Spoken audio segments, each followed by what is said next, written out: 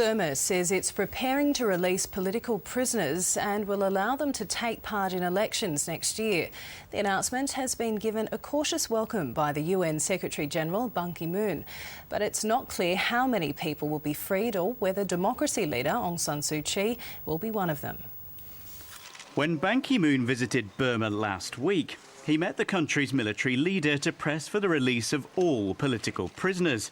The two talked, but the general didn't seem to be listening, refusing to allow even a meeting with Aung San Suu Kyi. At the UN Security Council, the ambassador from Burma, also known as Myanmar, was at least sounding more positive.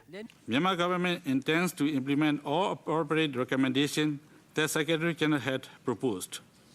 At the request of the Secretary General, the Myanmar government is processing to grant amnesty to prisoners on humanitarian ground and with a view to enabling them to participate in the 2010 general elections.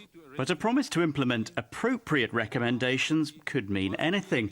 Ban Ki-moon welcomed the move, but was clear he wanted to see one thing. I'm not quite sure who will be included in this amnesty, but I have made it quite clear that though Aung San Suu Kyi in particular should be released and free to participate in the election.